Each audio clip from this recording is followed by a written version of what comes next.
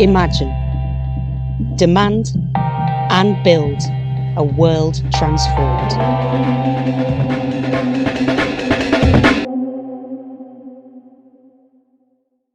And welcome everyone. Hope you can all hear me. We may just have a few stragglers coming in. You're very welcome to Urban Utopias, which is, welcome from Warwickshire. Urban Utopias, which is an event organised by Southwark Transformed. Just to give you an idea of what the session's about, you probably already know, I hope. But what would an egalitarian, affordable and sustainable city look like? This event will explore the potential for socialist, communitarian and green utopias in city design and planning, how that potential gets blocked by the property industry and what we can do about it. We have a panel of academics and activists as we discuss these utopian visions and what stands in their way. We'll be using some visual material, some music, as you've heard, and a breakout group later to encourage everyone to participate. My friend and colleague Anne will in a moment say a few words about how the event is going to happen today. But just to say, first of all, it seems maybe a trifle odd in these difficult and really difficult times to be discussing utopianism, but actually, it feels perhaps more important than ever. Yanis Varoufakis, I noticed in an article in The Guardian this week, was talking about how in the 80s, for those of us who can remember that far back, Margaret Thatcher said there is no alternative. And perhaps, you know, in times of enormous crisis with COVID and all the economic crisis ahead of us, perhaps there's no better time for us to talk about an alternative vision than now. Perhaps on the left, we too often, but necessarily, talk about defending things, stopping cuts, but maybe here is the time to actually propose a different kind of vision for the future. That isn't to say, of course, that we should neglect or the really real and huge issues that confront us, and in particular maybe in terms of planning and housing, where we face the prospect of homelessness, mass homelessness, mass unemployment and all of the problems that will cause, all the problems there are with housing, with lack of repairs, unsafe structures and so on. So just wanted to clarify that. So we have a number of speakers. Just to say that there will be an event, a follow-up event to this on Saturday, October the 17th.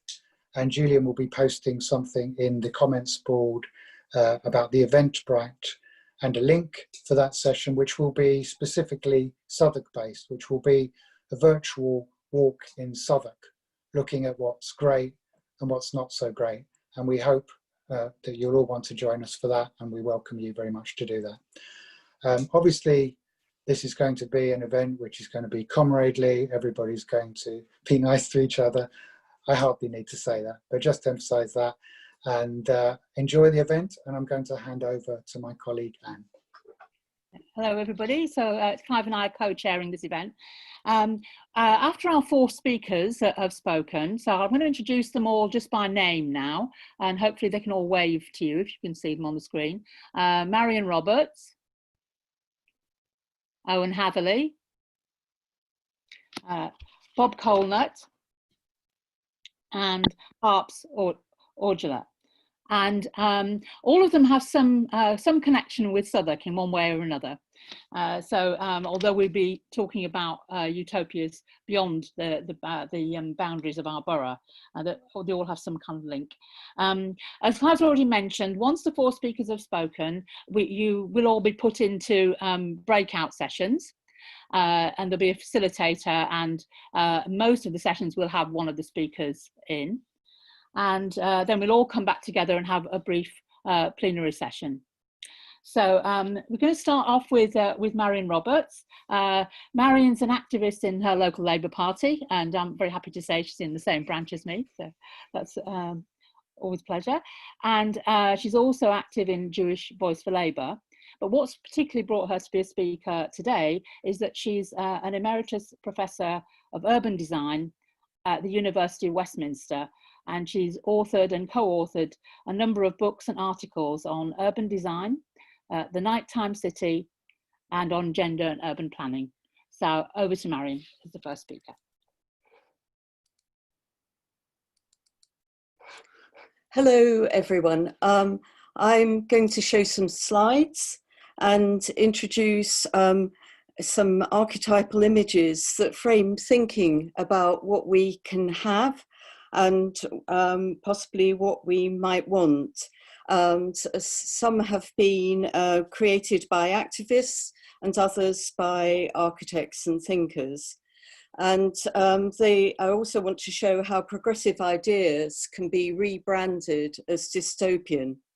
I've identified 4 themes really, which are present in most of the examples, but some of them are more significant.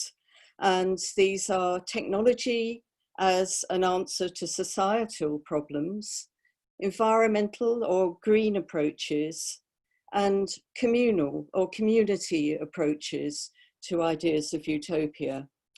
But I thought it was important to point out how this division between the country and the city has tended to frame the way we think about cities. The Marxist writer Raymond Williams wrote a famous book contrasting the country and the city, and he contrasted popular literature, which saw the countryside as virtuous and the city as evil. And we see this trope quite often in films and other media. And it's something that we have been challenging. And under New Labour, there was a series of programmes to put more funding and to raise the image of city living and urban living. But if we go back, some of these slides I'm going to show historical ideas. The idea of the garden city has been particularly important in the UK. Ebenezer Howard, who wasn't an architect or a planner, but he had a vision of a town that was neither countryside nor city. It was a bourgeois idea, but it had some very progressive elements at the time, particularly better housing conditions for workers, communal facilities such as libraries and meeting halls, and also the idea of a town that could be self-sustaining economically and practically.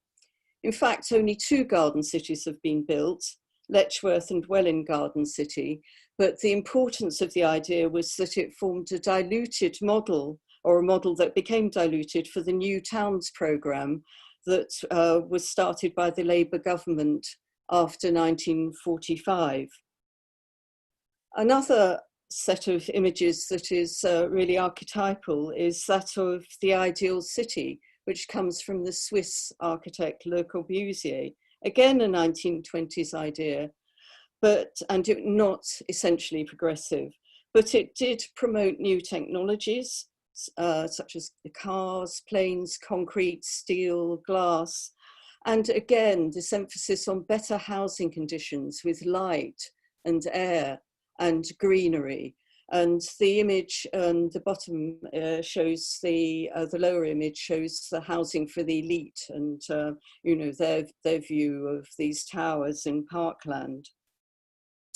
And some of these ideas were important for the Russian communists too, post-Russian Revolution. And there was an interchange with Western European ideas. So there was a division between the disurbanists, and Owen, I know, has written a lot more about this and knows a lot more about it, who had the idea of a linear green city, and the urbanists. But one of the key ideas of Soviet-style urbanism was that it would create a new type of citizen. So there was this idea of architectural determinism, if you like, so that not only would the urban environment be transformed, but social relations would be transformed. And I think the thing I've found very interesting is that the Soviet ideas for neighborhood planning neighbourhood planning's been a strong theme for both East and West, but they particularly had the idea of neighbourhoods built around employment with facilities to support dual worker families, with kindergartens, schools, breastfeeding facilities within factories, workers' restaurants, babysitting arrangements, and financial support to working mothers. The reality wasn't actually built as it might have been, but I think this idea of having a city that of neighbourhoods with facilities that are very close by is something that has continued into progressive thought, and we're now finding that eco neighbourhoods, the idea of making everyday life easier is taking hold again. Post-COVID, I've seen 2 adverts for seminars or conferences about the 15-minute city, the idea, and what they say in Vienna, the city of short distances, where everyday life, work, employment, and so on is supported by the arrangement of the city. And this slide is of a multifunctional block in Kharkov in the Ukraine. And as I said, the idea was taken forward into Western Europe as well, again, calling on Le Corbusier, and this is quite an iconic building in Marseille, which again has facilities in one housing block, really lovely flats with, 2 stories within them, facilities in the building, play spaces on the roof, and it's recently been rehabilitated. So there are some of these utopian ideas in this modernist style, but it frequently gets rebranded as dystopian. And it's been particularly keen for us in Southwark, this rebranding. This is a rather blurry slide from the Channel 4 news card, which used a big housing estate, 60s, 70s housing estate in Southwark. And the residents were really, really annoyed about the way that, washing had been strewn across, and it showed it looking all dirty, as an example of a dystopian vision of city living. But if we say that modernism was inspired by the potential of new technologies, of glass and steel and concrete, and these very tangible types of technologies, nowadays people are getting very excited by the more intangible elements of new technologies, of the idea of smart cities and the Internet of Things, so that you can have driverless cars that might be controlled, drones to deliver parcels, and it's all about a sort of hidden infrastructure that can coordinate in a progressive ideal, but also has a dystopian element in that it might encourage surveillance and knowing what you're up to. And this slide is of a green city that was proposed by a very famous firm of architects, Foster's, and has been partially rebuilt in Masdar in Abu Dhabi, the oil city. And it has driverless cars below the podium. It was an elite city for researchers, science and technology. So that's one of the ways in which green ideas can fuse with technology, high density living. But this is a more local example from Leeds of a communal experiment in self-build, straw bale building with a modular system. And it's a different vision of a community with lots of shared space, communal cooking and eating, guest rooms, and again, finding a different way of living together. And as this is a more low-key activist example from Yorkshire as well, which is obviously the place we should all go and live instead of Southwark, and, where residents have got together and they grow food, fruit, vegetable, herbs in the whole of the town, in the police, outside the police station, in the churchyard, at the railway station, and it's for everyone. And, you know, it shows what local activism can achieve without necessarily having to have huge amounts of investment from big property companies or anything. And I finished a bit early, which is good. I'd like to finish here of the examples of one from Zurich, which actually has quite a lot of co-housing. And it's a co-housing scheme. It has lots of communal facilities. It's in the inner city. It's built above a tram station. There's even a communal library within the development, and you can see the children's play area, the communal gardens. I understand they do some income sharing within the cooperative. And they also, it's carless, a bit like Lilac and Leeds. So people, and I think all the residents have had agreed last summer not to fly for a year. And that was part of their commitment to this ecological way of living. So to conclude, I hope that some of these slides might have inspired you to think about what you want in your cities or in your villages or your towns, and about the choices that we might want to move towards, or the range of choices we might want a utopian set of relations to have. To think about whether we want a primarily green city, whether we want it low density or high density, what we feel about the smart city, the Internet of Things, and also the extent to which communal facilities are desired and who they should be provided by. Should they be self-run or run by the state? All these questions, I think, are still up for grabs amongst left-wing thinkers. Thank you. Thanks very much, Marion, and thanks very much for keeping to time. And yeah, so I'll hand over now to Clive, who's going to introduce our next speaker. Yes, thanks, Marion. Lots of food for thought there. Our next speaker is Owen Hatherley. Owen Hatherley is cultural editor for Tribune and is the author of a remarkable number of excellent books on architecture, cities and political aesthetics.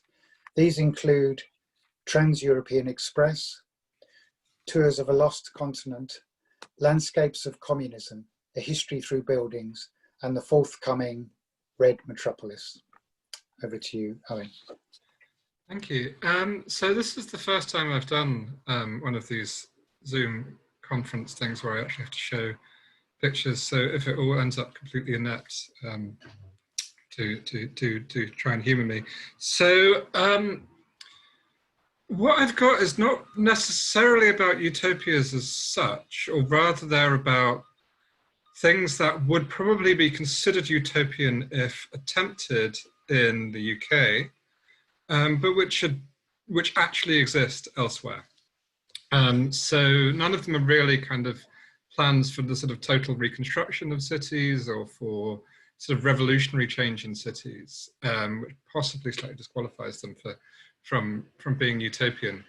In many ways, their kind of unimaginability in the UK says something about how incredibly low our horizons have been on architecture and planning in cities and any kind of egalitarian planning, full stop, really. So they're also all kind of connected with something that is happening, or rather is not happening in some cases, in the London Borough of Southwark. So apologies there for people who are sort of in on this. I looked at the chat and noticed there are various people who are not joining us from the London Borough of Southwark. So they have my profound apologies on every level, frankly. So these are mostly refurbishment schemes of one sort or another, apart from the third, and there's going to be three of them, all of which are kind of an example of a thing that is interesting that we might want to have, and examples of a thing that I find incredibly irritating in the London Borough of Southwark. So first picture, if I can make this work, is this. So I'm starting with this because it is basically the Aylesbury estate, but as you will note, it is not the Aylesbury estate. So for those that don't know, the borough, Southwark happens to have had, still does have one of the largest housing estates that were ever built in Britain, which were the two sort of enormous, largely system-built Haygate and Aylesbury estates, stretching from the Elephant and Castle in the centre of the borough to Walworth and Burgess Park and Camberwell in the kind of middle of the borough. These were generally based on a kind of very, very watered down version of the sort of Le Corbusier schemes that Marion was showing. So you got plenty of light and air and openness, but a lot of the other things that came with it, sort of roof gardens and, you know, sort of internal streets and greenery and, you know, fancy concrete sculpture was absent. But the basic ideas were fairly similar. And it's fairly sort of notorious in the borough that what's happened with those two estates. The Haygate no longer exists at all. I think I've not checked recently. There was at one point still one surviving walkway, just like over one road, and that was about it. And it was replaced overwhelmingly with market housing, which was in no way affordable for the people that lived on both on the Haygate and in the surrounding area in Walworth Road and the Elephant Castle, with the fairly explicit aim of changing the demographics of the area for reasons that were kind of justified at various ways at the time, but no one really justifies now, which is good because they were wrong. The Aylesbury is sort of at the first stages of a scheme which will demolish the original buildings, which has sort of changed various times over the years. The current plans are a lot better than earlier plans. As ever, the proof is in what actually happens. But I wanted to contrast them with the recent work of a pair of architects based in Paris called Anne Lacaton and Jean-Philippe Vassal. Comparing London and Paris, I think, is always fair and good. In terms of the urban area, they're both have roughly around 10 million people. They're both, been around for a very long time. They both have a lot of social housing. These architects kind of first made their name probably around 7 or 8 years ago with the refurbishment of a tower in the northern suburbs of Paris, which entailed kind of taking a very, very standard 1960s high-rise, and which the local borough had wanted to demolish for some years. And rather than demolishing it or selling it to a housing association or selling it to a developer or what have you, or decanting the residents, what they actually did was made the flats larger, added an extra wing of council flats, and kept the rents level, and no one got moved out, which is extraordinary that they kind of got away with this. And you sort of see what I mean here, sort of thing that would seem utopian here, but is actually kind of the bare minimum we should expect. That was with a single tower, and much more ambitious was what they then went on to do, which was for a scheme called the Grand Parc in Bordeaux, which is what you can see in this picture. And in terms of the scale, this is remarkably similar to the Aylesbury estate. It's very, very long slab blocks built with standardized concrete construction. And much the same things were done. Nobody was moved out. The rent stayed the same. The flats were made bigger, and new flats run by the council, let by the council, were built. The results ended up winning the Mies van der Rohe a couple of years ago, was at a European prize for the best modern building of that year, I think for 2018 this was. And I was once, I once kind of was in a talk in Berlin where Jean-Philippe Vassal, one of these two architects, was in attendance, and I sort of sought them out and kind of hassled them after and was like, how did you get away with it? How did you manage to do this thing? How is it that these local authorities in Paris and in Bordeaux would let you do this? Because if you tried this in London or Manchester, people would look at you like you were an alien. And his answer, which was intriguing, was cost, purely a matter of cost. We convinced them it was cheaper. We managed to convince them that it would be cheaper to refurbish, to use the standardized components, so that the kind of new additions to these are equally standardized as the original buildings. And then you wouldn't have to go through the trouble of decanting people, decanting them into new flats, having the council waiting list taken up by a whole load of people who otherwise were decently housed. You know, we convinced them it was greener because obviously you'd have to demolish all of that stuff, but mainly it was purely convincing them it was cheaper.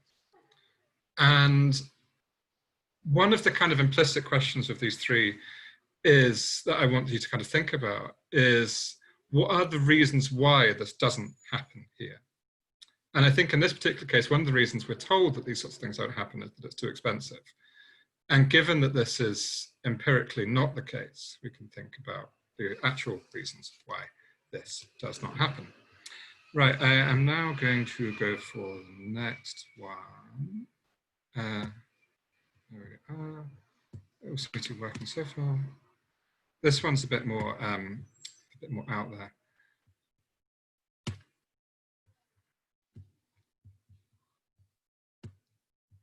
So this is a shopping arcade in the capital of South Korea, in Seoul, which obviously is a city that's very, very different to London in various respects. But the particular kind of London Borough of Southwark thing that this is, so to speak, subtweeting for me is the renovation or lack thereof and imminent demolition of the Elephant and Castle shopping centre. So again, in both cases, we're dealing with a very similar typology. So the Elephant and Castle, for those who don't know Southwark, you have a 1960s shopping mall on multiple levels, which gradually sort of ceased to be a kind of chain store shopping mall. A couple of chains did hang on, and gradually became full of much more community uses, famously, particularly of the local Latin American community. And it has an office block on top of it. And then kind of in front of that, it has a connection to a tube station on one side and a railway station on another. So it's what they called in the 1960s a megastructure, of which various were built, which were usually these highly complex buildings in which you would get kind of sandwiched levels of retail, sometimes industry, housing, offices, and transport, all kind of built into these single integrated things. So this example in Seoul was built around the same time as the Elephant and Castle shopping centre in the mid-60s. And you again have this kind of multi-level shopping arcade. You have a block on top, which in this case was of housing rather than of offices. And you had a sandwich in the middle because this was Korea in the 1960s when it was becoming one of the world's major industrial powers. You had factories, you had small light industrial workshops. What it has in common with the Elephant and Castle, as well as this, is the fact that for decades it was proposed for demolition. It was widely portrayed as an eyesore, as a failure, as a place you wouldn't want to go, as a place that was sinister and dilapidated and horrible and so forth, particularly by press, but also by government, both local and national. There was also a similar question about its proximity to the centre of the city. This idea that did you want this kind of gigantic slummy structure, you know, right opposite, in this case, a medieval shrine, or in Elephant and Castle's case, you know, a 20-minute walk from the Houses of Parliament. So what happened in the Elephant, we all pretty much know about. It was sort of gradually run down, dismantled, and will, I imagine, be demolished finally in the next couple of years. In this particular case, the city changed hands, a new mayor was elected from the kind of, I suppose, vaguely sort of centre-left wing of South Korean politics. And the place was basically left as it is. There was a decision that rather than demolishing it and building kind of what would have been sort of luxury retail and luxury flats, they would instead keep it as this kind of mix of workshops, quite affordable housing, and sort of strange retail. One of the main things that they were selling there when I visited was that they were kind of taking old 1980s and 1980s, 1990s arcades and kind of fixing them and selling them to people for nostalgia reasons. But they then kind of also kind of built this extra layer, which you can see being built here, these two walkways in the foreground, an extra layer which they then had of sort of more kind of, I suppose, hipstery industry, kind of maker spaces, various kind of things that are doing experimental automation and such like, and one-off production and all sorts of odd bits and bobs. And in amongst all of this, there was a rent freeze for several years, which I think is supposed to end this year. I've not followed what's happened with it since. But in general, this kind of, again, this idea that if you had suggested it at a certain point, people would have looked at you like you were deeply weird, was in this case actually done and proved to be fairly successful. In the Seoul Biennale of 2018, which is when I saw it, it became something of a cause célèbre for lots of the kind of invited architects and speakers that were kind of whisked over there and shown the place, and it was very exciting. So I've got one last one, so hopefully I shall keep to time. Here we are. So this is the last of them, and this is the R50 Baugruppe scheme in Kreuzberg in geographically east but historically west Berlin, which is one of several sort of, I suppose the British term would be co-housing schemes in the German capital. Mostly new architecture in Berlin is terrible, so these sort of things rather stand out. But what I think they very much are is they were an attempt to sort of try and continue the squatting culture that became enormously popular in West Berlin and also to a degree in East Berlin in the 80s and 90s, where these kind of disused industrial and residential spaces were kind of taken over and, you know, sort of turned over to grassroots housing of one sort or another, and anarchists and dogs on strings, and you know the drill. I think they're probably considered by your more kind of hardcore people as sort of gentrification of that movement, but we can, you know, have that argument another time.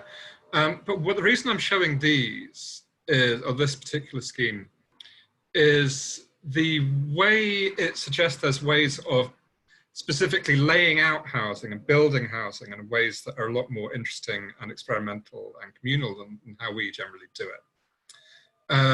Generally, British housing is small, is very, very fixed in its layout. It's usually sort of straightforward stuff around corridors. The flats are often single aspect. Walls are generally immovable. Public spaces are usually sort of mean to non-existent, and there's always loads and loads and loads of gates. British housing loves gates. If you go to a lot of the new housing in the Elephant and Castle, you will sometimes find there's one particular block, not bad architecturally block by Sarah Wigglesworth in the Elephant, that has 3 different layers of security gates. Whereas what's interesting about this is that the various people who were involved in it, so people kind of pooled resources and pooled money into designing their own flats as part of one sort of 6-story block of flats.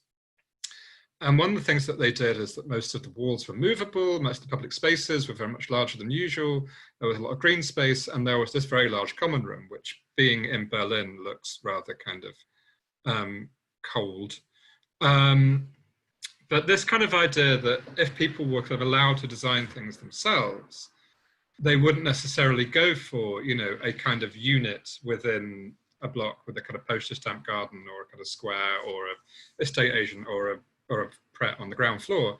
But what they might actually go for is something that has lots of childcare facilities, that has a large common room, that has a communal garden, all of these sorts of things. And that the layouts within those would be very flexible and could be subject to change over time. And we do have examples of things that are not hugely dissimilar. Lilac, which Marion has already shown, is definitely not too far away from that. But generally, we still have these kind of deeply conservative ways of designing housing, which applies in many ways to blocks of flats as much as it applies to single family housing. So those are my three kind of utopias that actually exist. And we'll kind of come back to it a bit later on. And I suppose the sort of 2 points really I wanted people to kind of consider as partly as mentioned, the question of why don't we have it? And also the question of what is it in our regime of housing and planning that means we don't, and what is it in theirs that means that they do? And also a sort of question of what people would want to have if they could imagine different ways of arranging their own spaces inside and out. And I'm finished. Thank you. Thank you, Owen. Thank you very much. Again, lots of questions and issues for people to consider in the breakout group and beyond, of course. Anne, you're going to introduce the next speaker. Yeah. Okay, so our next speaker is Bob Colenutt. Bob works at Oxford Brookes University and was previously head of research at the Northampton Institute for Urban Affairs. He's recently published a book, actually back in April, so very recently, called The Property Lobby, The Hidden Reality Behind the Housing Crisis. And I said that everybody has a Southwark connection, and indeed Bob does. He was previously, before he was working in academia, was a community planner in the London Borough of Southwark. So welcome, Bob. Thank you. Hello, everybody. Very glad to be here. What I want to talk about is really following on really from what Owen was talking about. Is what are the barriers to radical futures or radical presence for the city in the UK? Why does it seem that radical urban visions are undermined, frustrated, or never get off the ground? Why, for example, have the new towns been undermined? Why is the planning system at this moment being dismantled? Why is there so little social and affordable housing? Why is community-led housing development only a struggling niche? Why have European planning and land systems been ignored despite countless visits and positive write-ups? Why do communities feel they have no control and no meaningful participation in planning and housing? Why has this been the case for decades, despite endless reports and commissions about the housing crisis? Let's be clear, this is not just about the fact that there have been Tory governments or bad planners or architects, although they don't help. I think it's due to vested interest in private land in the UK, which creates deep resistance to public or community ownership, which can make radical alternatives possible. In other words, unless there is public and community ownership, I don't really believe you can have radical alternatives. These vested interests operate through a powerful lobby of landowners, investors, politicians, and professional bodies, especially the Royal Institute of Chartered Surveyors. And they have support inside HM Treasury. These interests have extraordinary access to power. They lobby government with ease on land and property, on taxation, land compensation rules, on economic policy, on housing planning and land policy. And compare their influence with the vigorous campaigning of groups like Shelter, Generation, Rent and Crisis, that in comparison have no impact on government policy or the Treasury. These interests fund the Conservative Party and other parties when it suits them. They have access to the press, promote attacks and disinformation on quote-unquote left-wing ideas on land and property and taxation. What's the result of this? It's a property-led economy based on extraordinary high land values and property prices. There is a continuous reduction in public and community ownership of land. There's a lack of transparency about who owns land. Much land in this country is not registered, while the planning system is being undermined. Radical ideas about sustainability, climate change, and healthy cities, which are essential for any utopia or any kind of radical vision, are consistently undermined or watered down. There is demoralization of planning in local government, combined with massive outsourcing of planning to private consultants. And then, of course, there is rewriting. This has been going on since the 1980s, rewriting the planning rules, land and investor vested interests. So this is a massive obstacle and a barrier, and it's getting worse as these interests become more powerful and more agglomerated. What can we do? Firstly, I believe we've got to expose, investigate, educate, and call out this lobby of interest quite specifically. Very often we just see the surface of these things, planning consultants and so on. We've got to go behind that and call out the real power behind land, planning and land. And we use legal action against the property lobby to expose their practices. Secondly, we must exploit the contradiction that while supporting further deregulation of planning, many of the property lobby also want to protect their own green fields and villages, and even belong to the CPRE. Thirdly, we must press on with urban, however difficult it is, we need to press on with alternative urban visions at the local and national level, visions that take land out of the speculative market. Unless we can take land and buildings out of the speculative market, we can't really further alternative visions. Finally, we must fight back by supporting anti-property lobby politicians, because they do exist and we need more of them, and supporting community housing action. Thank you.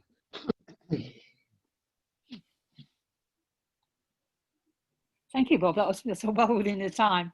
Clive, you're going to introduce Harps.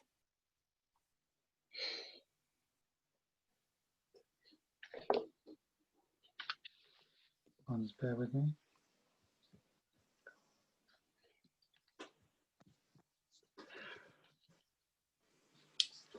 Thanks. Thank you very much. So our next speaker is Harpreet Aujla, who is a planning solicitor at Southwark Law Centre. Yeah, it's another Southwark link. Who are advising and empowering people and communities facing the prospect of regeneration schemes. She also seeks to raise awareness of how to influence planning policy to create a better city. Harps. Hi everyone. It's really great that the World Transformed was able to continue this year, and it's even better that Southwark Transformed are part of it. So my focus for the next few minutes is going to be on how we can take steps practically to counter the Conservative Party's latest vision for the planning system, which you've heard a little bit about from Bob.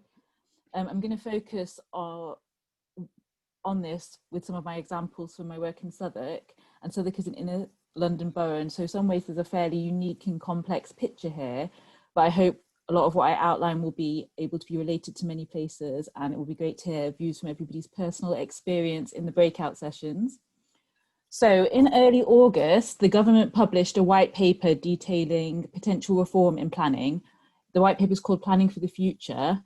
And of course, it's deeply underpinned by their ideology of creating more property owners, therefore more room for property developers to develop without red tape. And I may be preaching to the converted here, but their fierce ideology is really the lens through which we must see these proposals, because property owners are core Conservative voters and property developers are very often significant donors to the Conservative Party. Although it doesn't stop at the Conservative Party, so as Bob has described, there's a fierce property lobby, and so much of what happened is underpinned by secret deals and backhanders as you may have recently seen in the news with the controversy surrounding Robert Jenrick, the Secretary of State for Housing, and a proposed development in the London Docklands, Isle of Dogs area. So we, as people and communities, have been shut out from this process already, and it has been quite hard to find any direction from the major political parties. So the Tories' proposal attacked the planning process for being too lengthy, too bureaucratic and opaque, and they say it excludes people because it is too complex. There's talk about cutting red tape but not standards, and then talk of creating a design code to create more beautiful homes. But we know that we have a government that does not care at all about standards. And again, you may have seen this week that they were whipped to vote against putting the phase 1 Grenfell recommendations from the inquiry into law. Also shamefully, the MP for Kensington and Chelsea, where that tragedy happened, voted against it.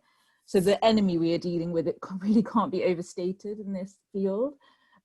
So our challenge now is to counter this white paper and this rampant ideology with an opposing narrative and a different vision. Some ways I think we can practically get there is to constantly seek our answers and talk to each other about what's happening around us, ask questions of our elected officials while we can. And we should also, I think, resist using the language of the market employed in housing. So, for example, constant use of the term housing crisis, when we know the crisis is one of capitalist markets not being able to meet the objective of need in supply and demand terms, and how they are being distorted to deliver more dividends to shareholders of development companies. So this allows neoliberal politicians to call what we have a crisis so they can swoop in and take advantage of it. The whole maxim, never let a good crisis go to waste. So let's just talk about what we want instead. Let's not talk about the market, and then we may be able to fight to get it in the same way as we do for health and education. Because obviously having a good home and a place to live and work, whether your work is inside or outside the house at the moment, really is the most important thing to your overall physical, mental well-being. So one thing I have been involved in the past 6 months is talking to residents in Southwark about plans to build on different estates in the borough. And you can imagine what comes up in conversations. People actually largely favour low-rise development with outdoor space outside their home and communal spaces not far away, also with amenities close by and options for transport of different varieties. So because of coronavirus, we've seen a huge campaign in London to get more people cycling, but this needs to be carefully underpinned by infrastructure to help people feel confident about doing that. And some estates where there's potential development, say to add more homes, have been able to get together their own manifestos detailing what they value about where they live and how they would like to see it improve. And that is like a blueprint for liaising with the council about that. We have also managed in this time to raise awareness about the number of empty homes in Southwark, which has the highest number of empty homes of any London borough, sort of classed as long-term empty. I think it's over 6 months. So this is, beyond saying this is really unacceptable, we have tried to suggest ways in which they could be occupied, such as through community-led, cooperatively run housing and spaces, and also the option of taking back control by the council through compulsory purchase. So that's where they buy out any other interest in the building so they can put it back to use for public good. Clearly, how this is financed is a big hurdle, but I think Haringey Council have put forward proposals to enable their council to do this. So first we have to have the belief, I think, in our ideas and that they are infinitely better than lots of empty developments across the city. So we might want to start with a blank sheet of paper or maybe the layout of our area and ask ourselves what we would do with the space to enhance it. There will obviously be competing interests, there always is in our discussions, but compromises can be made to enhance the greater overall public benefit, because again, it's going to be better than empty homes in gated communities, which we're just seeing springing up in Elephant and Castle, particularly where I live. There are a couple of alternative proposals being put forward with some of the campaigns I work with in Southwark. One is the result of the campaign around the Elephant and Castle shopping centre, which for a few years has brought together activists under the Elephant campaign, a local charity called Latin Elephant, and the Southwark Law Centre where I work, to try and get the best deal for traders and people living in the area currently.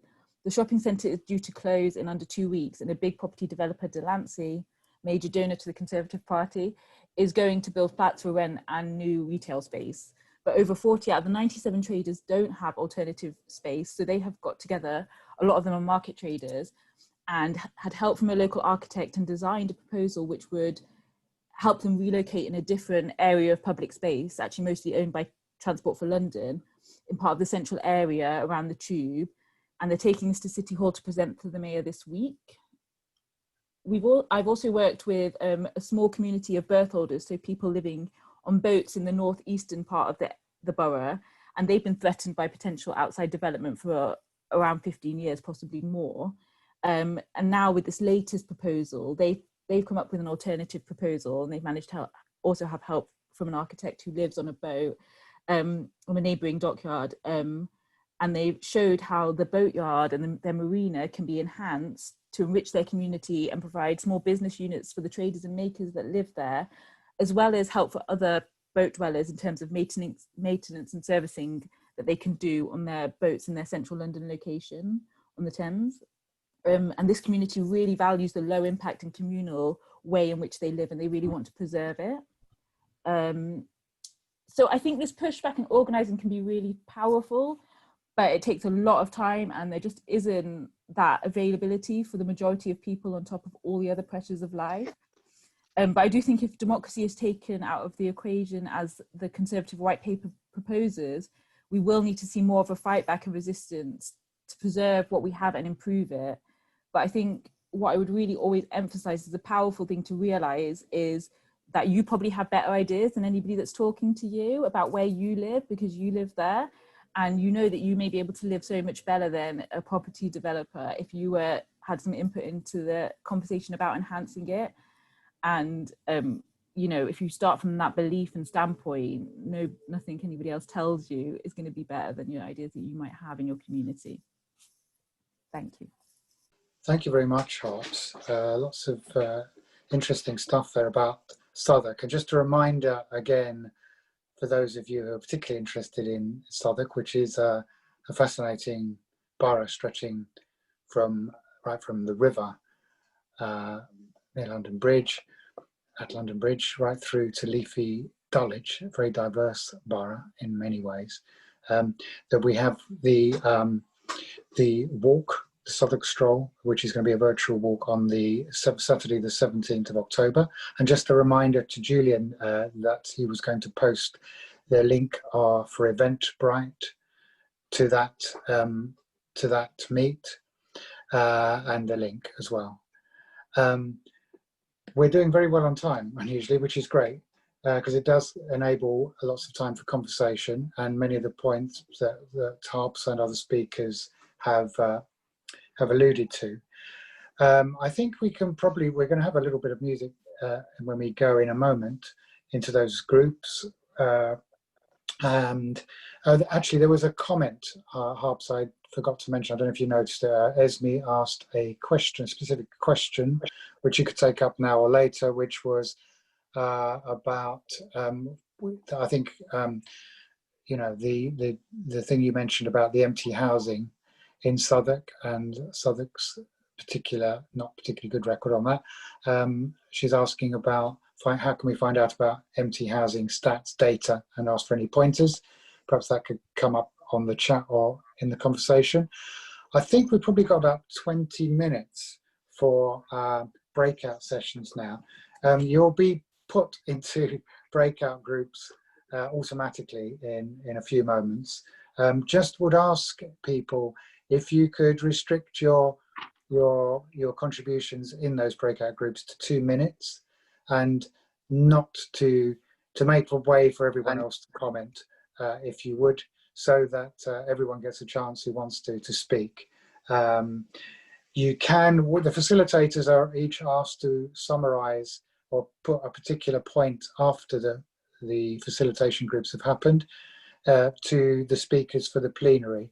That won't be the whole story, of course, but people are very welcome and encouraged to continue to post comments in the chat board here. Just to remind people again, don't need reminding, but we should, just to keep it all comradely and have a really fantastic and positive discussion. What we didn't, we thought that probably the speakers would speak a bit longer, so we've actually got a little bit more time. We thought that we must finish by 5:45 at the latest. So what I'd like people to do is report back from their session, but also for people, other people who were involved in each session, to write in the chat if they've got further comments. So who was in breakout group 1?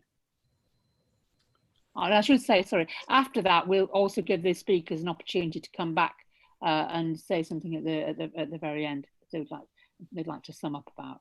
So do we know which group you're in? I didn't pay any attention to the number. No.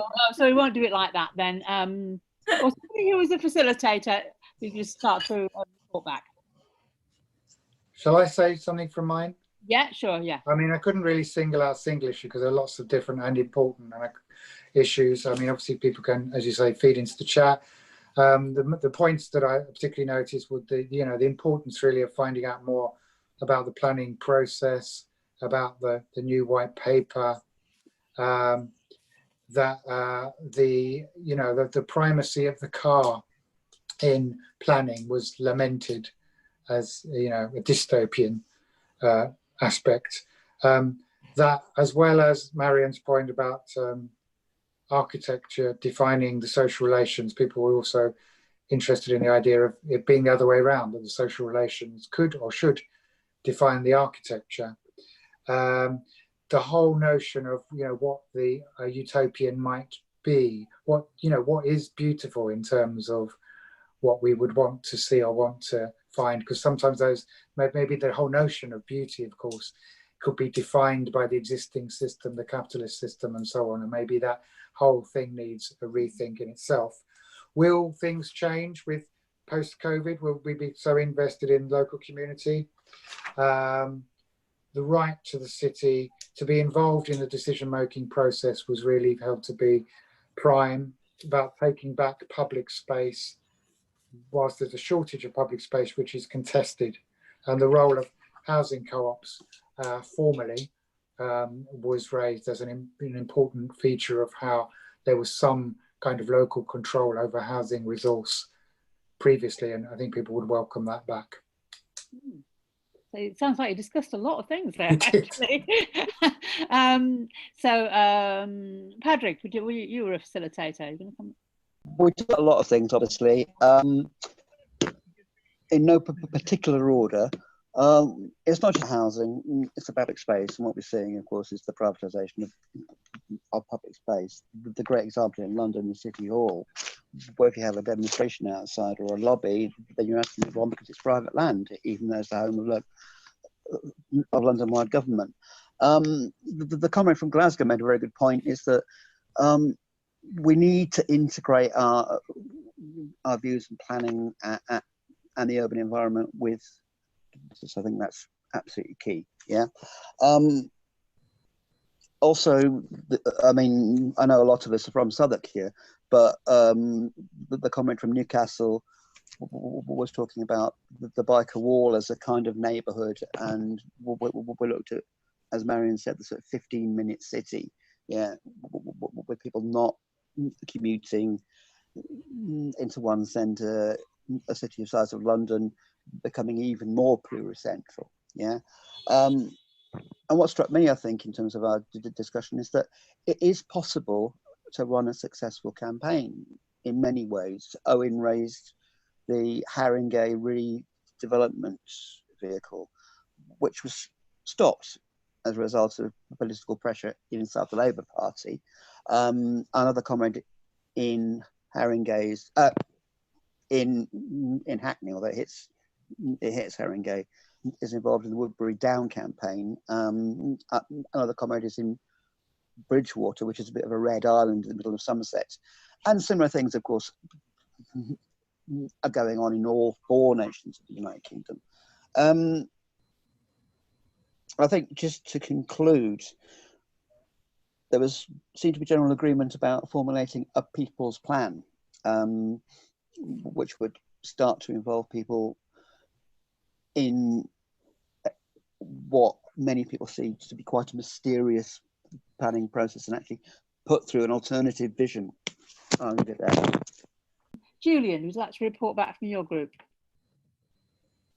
Yes, I certainly would. I mean, we've covered some of the ground that the other people covered. One speaker made a very important point that we're going to need to adapt our cities to climate change, and that necessarily includes social justice. We talked about the 15-minute city and democratisation of planning, that communities should shape their own environment, which I think is similar. A comrade from Manchester was talking about how we should perhaps reclaim the skyscrapers that are being built there and perhaps take over the top floors, so we're looking downwards. Carless cities were mentioned. One speaker made a point about that what happens to the retail spaces that are dying is going to set down a marker for what's going to happen in our society in the future. Utilities should be collectively owned and managed. The stress of badly designed cities, that a comrade from Greece talked about the occupations and creating self-governing communities, and that if we're going to have socialist cities, we should reimagine them. I think that's oh, and of course the few protections you have when you're a renter these days. Thanks very much for that. In fact, I don't think we were mostly from Southwark. In our group, we certainly had people from lots of different places. So Dee, would you like to report back from that group? Yeah, we had actually quite a practical, if not slightly depressing, conversation around the challenges to constructing kind of co-housing solutions, and we were really fortunate to have a representative from Bristol and Edinburgh, and they both kind of talked about, I think in Bristol, I hope I've got this right, but the planning of a kind of co-housing unit has been going on since 2001, I believe, and they haven't actually started building yet.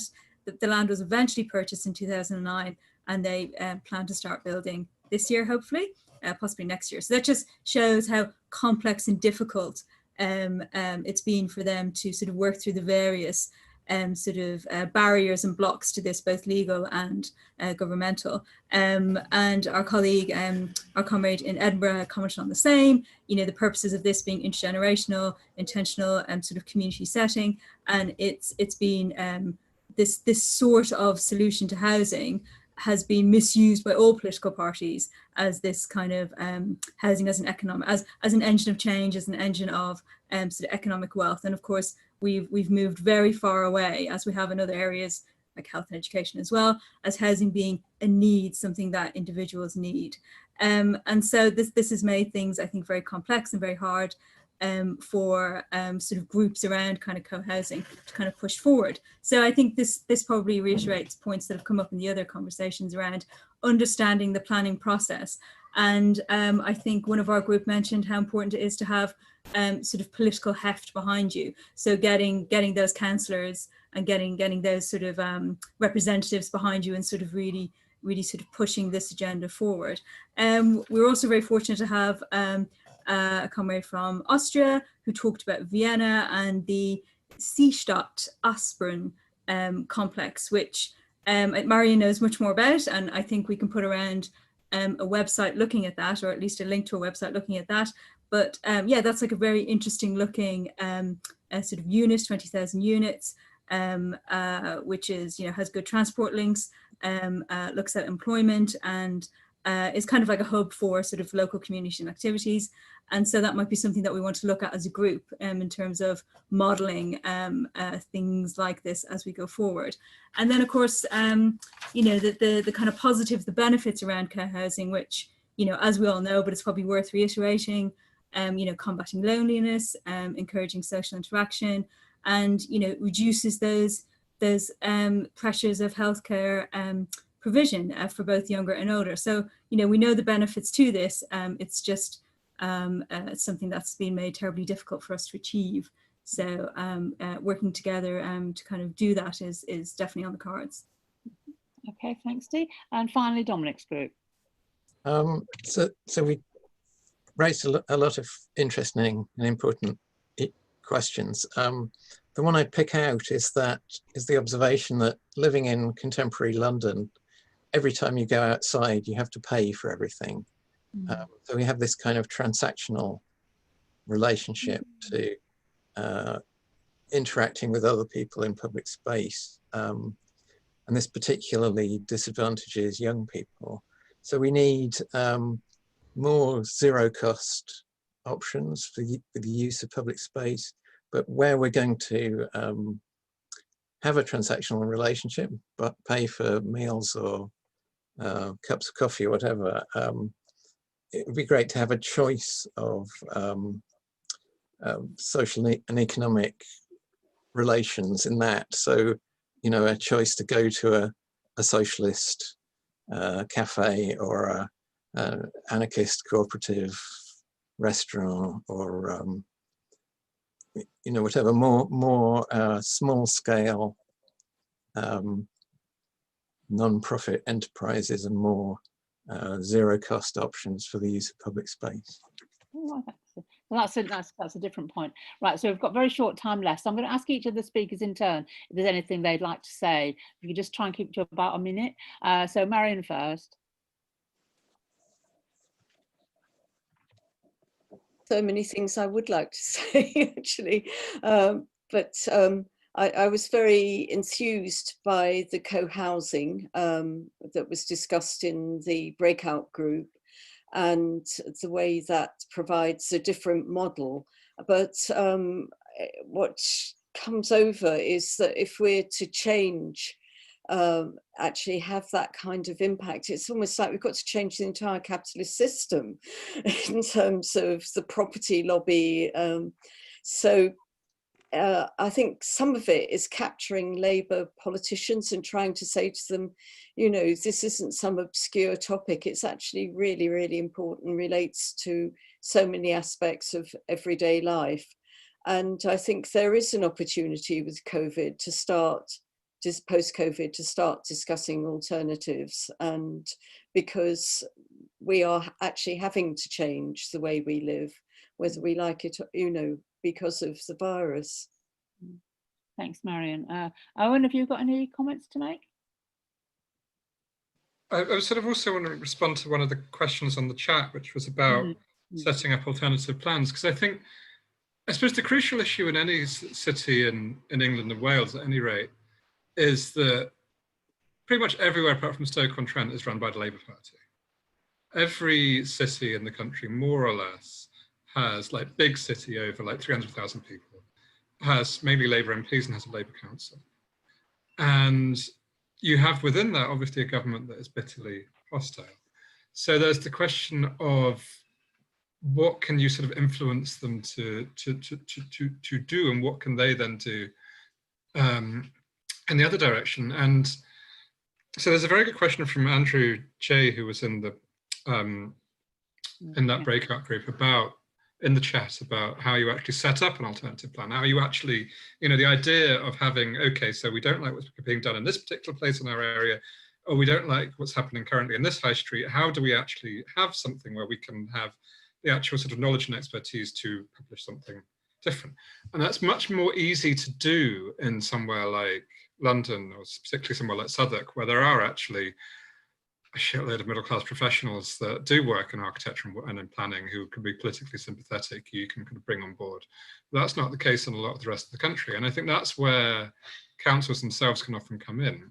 I mean, lots of people will already know about the GLC in the 1980s and before they were abolished, which is what happens frequently when you have these sort of clashes between cities and government.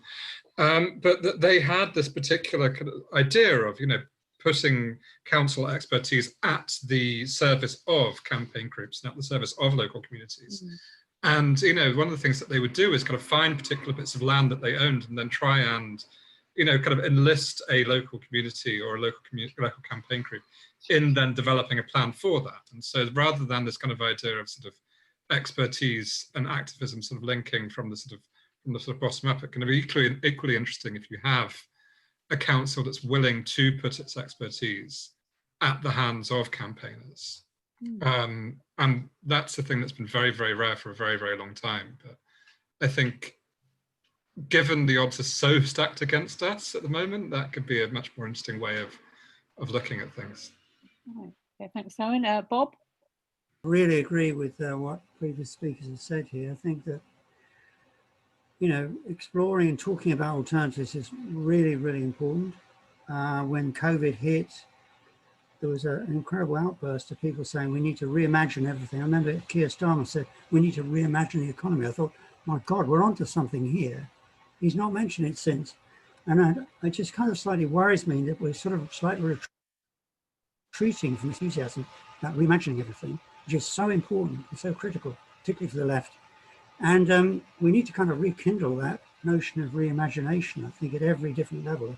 As you say, people's plans, alternative proposals about land planning and so on and so forth, as bold as possible. I think we do need to be bold and show that we're imagining a different future. Okay, thank you. Harps? Can't see her on the screen. Yeah, I'm here. Hi. All right, there they are. Yeah, no, it's just been a really great discussion. So I guess to add to the points that have been raised, well, it's really unfortunate that Labour hasn't had, even under sort of last leadership, a really sort of radical housing shadow secretary, but maybe we'll get there. Another thing we're sort of doing in Southwark, to pick up on some of the points that's been raised, is tying this recovery from COVID and also just the abject doom of the climate crisis into discussions about planning. We're having an examination of our local plan in January, and that's actually out for consultation again here. And I've been trying to encourage people to engage, if there were, in general, but just saying that, it's connected to everything. I know there's been some discussion in the chat about environmental adaptations and things like that. And at the moment we're doing a big campaign, and politicians have got on board with this, but it's all sort of, words at the moment of zero carbon from now, like genuinely zero carbon. You hear a lot about carbon offsetting, but why does it now going forward need to be that way? And in Old Kent Road, where there's a lot of development, there's been talk about now future plans, but this might be 3 or 4 years away. It will be zero carbon. There should be no carbon offsetting payment. So if it can be done, then it should be being done now. So I would just encourage people to think about how everything that they're thinking of can be achieved, perhaps through this planning route as well, because it's part of everything. Yeah, it's important linking up with climate change. We've reached the end of the session now, so I'd like to thank all the speakers and everybody who's participated. So if before we go finally, I don't know, Clive, if you want to give another quick plug for the walk, which is associated with this. Yeah, I've used every opportunity so far. Julian, thank you. Just put it up again, I think, for a bit more in-depth stuff on Southwark, actually, because it will be a virtual walk in Southwark. We're hoping lots of it's still in progress, but we hope to hear more from the people who are involved, activists who are involved in the Haygate estate, including Jerry Flynn. It'd be good to hear, hoping that we'll get to hear from the Latin American community there too. So it's going to be a wide-ranging virtual tour. Should be a lot of fun. Should be some music. Should be discussion, and there will be discussion. And I think it'll be interesting to you all. I hope so. Please do sign up. Okay, I think we're going to play out, Julian, with a number from Björk, which is called Utopia.